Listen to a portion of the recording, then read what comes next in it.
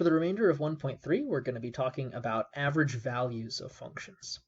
So starting with example 6, the balance of a bank account can be modeled by the equation Q of t equals 100 e to the 0.1 t dollars, t years after it opens. What is the average value of the bank account over the first 10 years of it being open? So first we want to think about why this is a weird question. And maybe the first thing to think about is that the bank account has infinitely many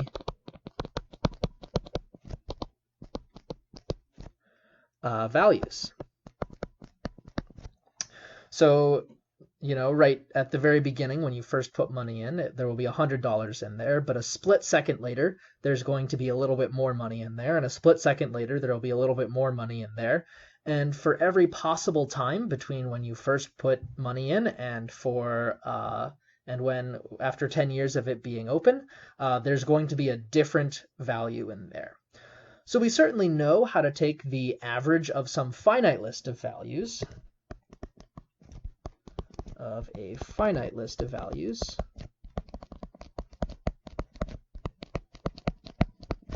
So this average makes sense.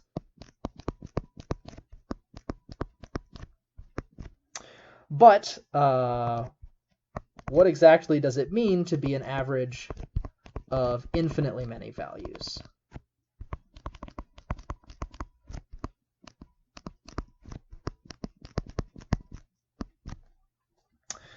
So we would like to answer this question in some sense. So maybe the first thing that we should do, rather than actually trying to answer this question exactly, is to do an approximation. So we want to make a reasonable estimate for what it means to take the average of this function. So maybe what we would do is we would calculate the value in the bank account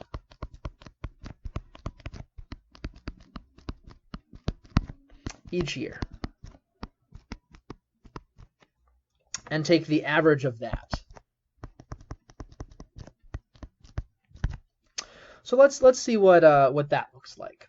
So to do that computation, we would look at, well, what's my starting value, Q of 0, and we would also look at what's the value after 1 year, Q of 1, and what's the value after 2 years, Q of 2, and we would continue looking at all of these values until we got up to, and I'm going to stop here at Q of 9, the value after 9 years, simply to make the resulting computation a little bit cleaner. And what we would do with all of these values is we would add them up and divide by the total number of values in the list. So here I have 10 values that I'm adding up, and I'm dividing by 10. And maybe I want to rewrite this in a slightly different way.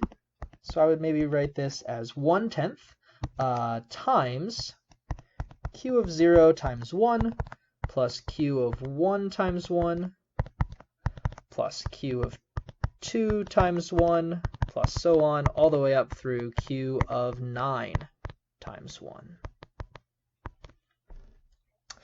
All right, so what I'm trying to emphasize here is that this looks an awful lot like a Riemann sum. We have values of a function here, outputs given some function values. We have inputs which are evenly spaced apart. Each of these is spaced apart by 1. And that difference between each value, between 0 and 1, so my delta x here is 1, because each time I move to the right one term, I have increased my x value by 1. So my delta x is 1 here. And that's what I'm multiplying each number by. But maybe one example isn't enough to convince you that this is in fact a Riemann sum. So let's do a better estimate here. And maybe to get a better estimate of what my average value would be, I would start with Q of 0. And this time I'm going to evaluate it every half year. So every 6 months, so I'll be looking at Q of 0.5 plus Q of 1 plus Q of 1.5 and so on, all the way up until this time I'm going to get up to Q of 9.5. Now there are 20 numbers in this list. So again, I'm going to factor a 1/10 out front, and I'm going to have q of 0 times 1/2 plus q of 0.5 times 1/2 plus q of 1 times 1/2 plus q of 1.5 times 1/2, and so on all the way up until I get to the last term, q of 9.5 times 1/2. So my 1 over 20, I split up this 20 into two parts, a 2 and a 10, and I factored the 10 out front, and I left a 2 in the denominator in each term on the inside. So again, what we see is that I have another Riemann sum. I have my delta x being 0.5 this time, or 1/2, because each time I move to the right one sum and, the input to q is increasing by 0.5. And furthermore, I'm multiplying each of these outputs by delta x. So q of 0 gets multiplied by 1/2, q of 0.5 gets multiplied by 1/2, and so on. So this is yet another Riemann sum, and in fact we see it's a Riemann sum with more rectangles. Here I have 20 different rectangles. So this is going to be a better estimate for this function. So in the end, what we can do is we can say the more rectangles that we have, the better the estimate. And so we can conclude that the exact average value should be the limit of as we increase the number of rectangles in this. So in the end, what we get is if we take, we have this, right now we're looking at 1 over 10 times the sum from I equals 1 to n of delta x times q of x, and we're looking at xi minus 1 here. This is a left Riemann sum since we're starting at the far left end, 0, of our interval. And so what we want to do is we want to take the limit as n goes to infinity of this quantity. And by definition, the limit we can, or maybe not by definition, we'll start by remembering that one of our limit laws tells us that we can factor constants out of limits. So we have here 1 out of 10 times the limit as n goes to infinity of this sum from I equals 1 to n of delta x times q of xi minus 1. And now we know that this limit here, by definition, is the definite integral. So I have 1/10 here. The left endpoint on my definite integral, or the lower limit of integration, is 0, because we're starting at 0 years. The upper limit, because we're computing up to 10 years, is 10. And the function that we're integrating here is q of t. So we need to use dt to indicate that our variable of integration is t. So this exact average value is this integral here. And in fact, if we wanted to do this computation, we could say, well, this is 1 out of 10 times the integral from 0 to 10 of q of t is 100 e to the 0.01 t.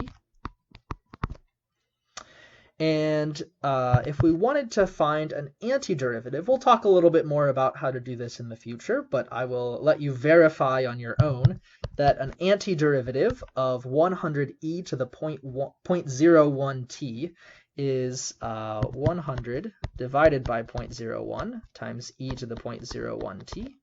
So if you take the derivative of this function here, take the derivative of this function here, you should get this 100 e to the 0.01 t. And so we have that as our antiderivative, and we're evaluating from 0 to 10. And if you actually do this computation, you should end up with about 105.17. Cool. So we've managed to conclude that the average value in our bank account is about $105 over this 10-year period. It starts at exactly 100. It ends a little bit over 110. So hopefully this is a plausible average for us. So in general, this doesn't, this process generalizes. So for an integrable function, f of x, the average value of f of x on the interval from a to b is going to be, well, let's take a look at kind of some of these pieces that we had in our last integral. This here was the function that we were finding the average value of. this here is 1 over the length of the interval, so the 1 over the distance between 0 and 10.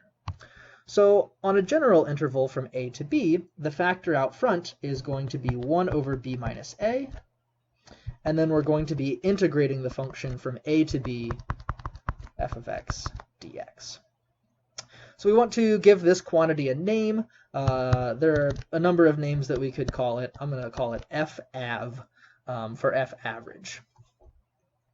So we, in addition to having an algebraic definition, we want to have a geometric picture of what exactly our average value is here.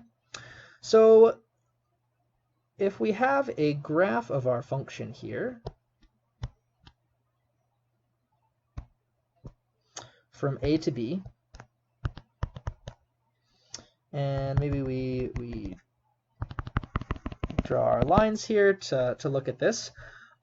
We have some area between a and b. That's the integral. And then we're dividing by 1 over b minus a. So maybe a more helpful way of thinking about the average value formula geometrically is that we have this statement that this integral from a to b of f of x dx is equal to f_av times b minus a. f_av here is a constant. It's some number. For our previous problem, it was the number 105. And so what we can think of here is this left-hand side is something geometric. In fact, it's the green area that we've highlighted. The right-hand side then should be also geometric. In fact, if I think about b minus a here as the length of this interval, then this right-hand side represents the area of the rectangle whose base is b minus a and whose height is f_av. So what we're saying here is that f_av, and maybe I'll write this down here in a second, the average value, which should live somewhere between the maximum and the minimum. So let's put it about right here.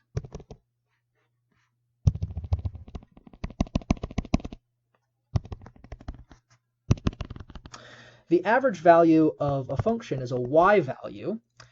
And what should happen when you draw that y value? Well, you get a rectangle using f_av as the height and b minus a as the base.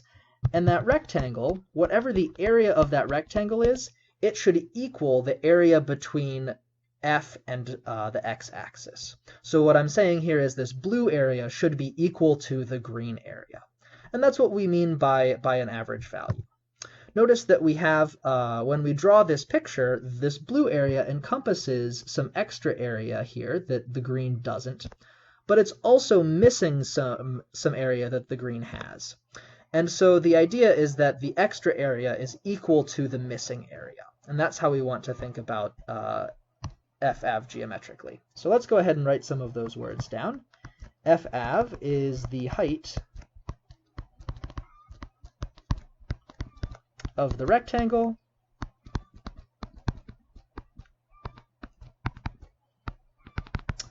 with base AB and area equal to the area under the curve of f of x. Cool. So I recommend go ahead and think about example 7 here, see if you can do that computation, and in the next video I'll start with that computation and we'll talk a little bit about the mean value theorem for integrals.